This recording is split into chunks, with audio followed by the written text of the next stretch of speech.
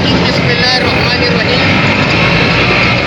وای زما وطن د سرو او سپینو نه ډک وای زما وطن د سرو او سپینو نه ډک زه مزدورو پسې بهر ګرځمه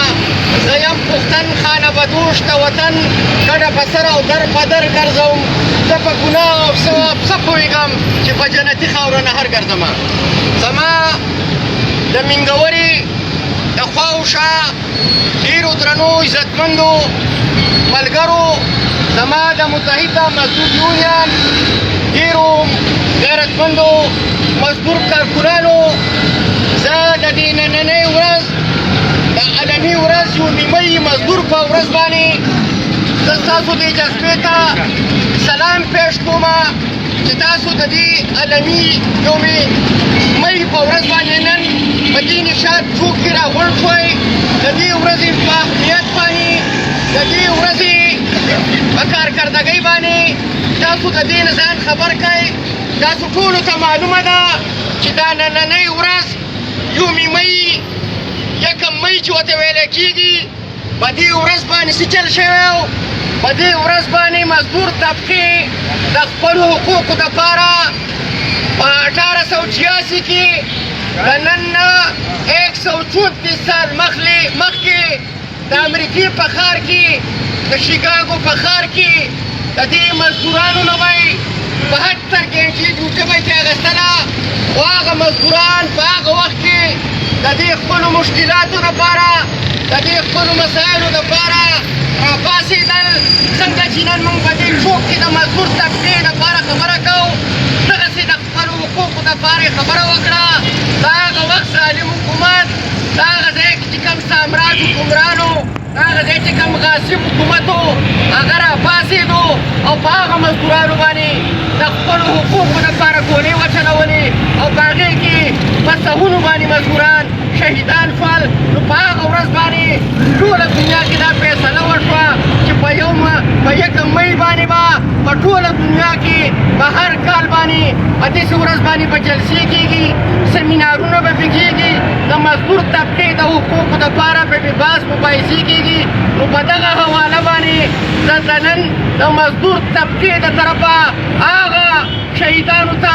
اخراج تسخین ورته پیش کومه د عقیدت ګلونه ورته پیش کومه او په دې ورځ په مناسبت سره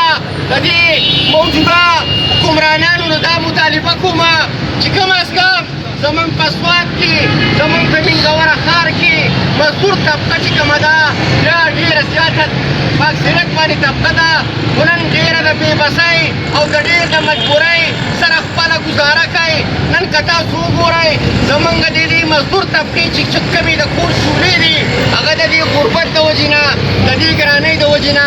بندې ولاړې پرتې دي یخې پرتې دي نن تاسو ولیدل چې دا یکم مۍ د روژې د دې مبارکې میاشت په دور کې نن دلته مانځلی کېږي نن هم یکم مۍ چې مانځلی کېږي په کم از کم پکار دا ده چې نن د مزدور طبقې چوکي وی نو نن که تاسو دلته مزدوران وګورئ که ګاډو والا وګورئ که چونې والا وګورئ که ګلکاران وګورئ که د سینټرۍ ورکران وګورئ یا د نورې طبقې مزدوران وګورئ یا زموږ دا پولیس وروڼه وګورئ نن هم د بدقسمتۍ نه نن هم دا خلک نن په یومي مۍ په ورځ باندې چې په ټوله دنیا کې چوټي ده نن دا خلک د غربت د وجې نه نن دلته کې د روزګار دپاره دې ښار ته راغلي دي چې موږ به نن سړي زغ پیدا کړو او خپلو بچو له به یې ویسو د اختر زبرګه زبرګي ده عزتمندو مشرانو زموږ د دې ټي ایم ای چې کوم سټاف دی هغو سره هم د مهرباني مرسلو کېږي بعضې خلکو نه یې د اختر الاونس ورکړی دی 15 اتیا ملازمین دي چې په ډیلي ویجز بیسس باندې دي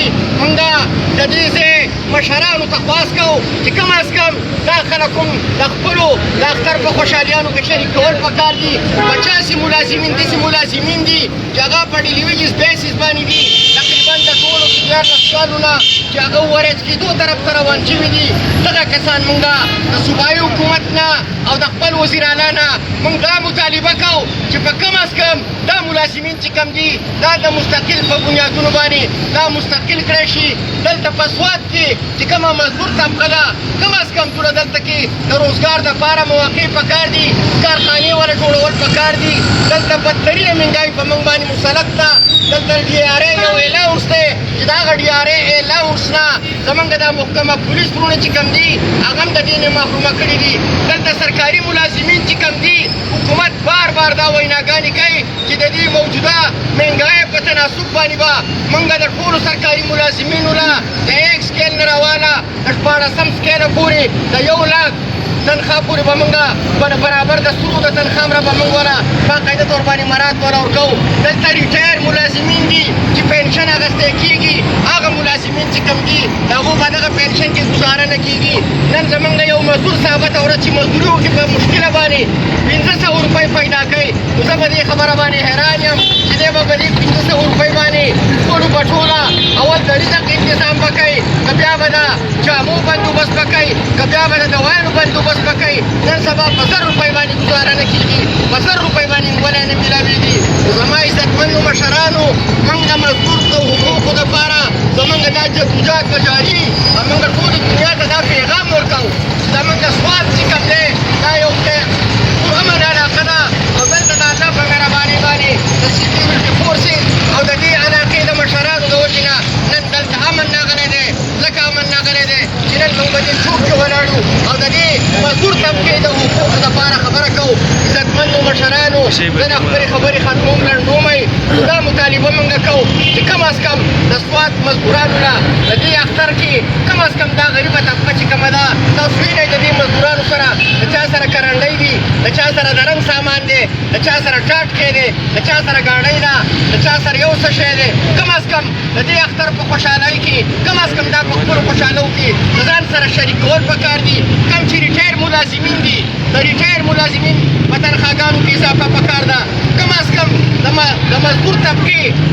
مراد چې کوم دي پیغمبر علیه السلام ویل چې د مزدور خوله نه وي وچه شوي تاسو به هغو له د هغو هغه کم اجرت چې کوم دی هغه به له د کار نه مخکې به ورکوئ. نو زه د دې نننۍ ورځې په مناسبت باندې ستاسو د ټولو ملازمینو د سلام پیش کوم ورته اخراج تسخین ورته پیش کوم او انشاءالله تعالی زما به وینه بهیږي او ستاسو به خوله بهیږي خو موږ به د سوات د مزدور طبقې دپاره د زنده‌باد ناره به ووو. مزدور طبقه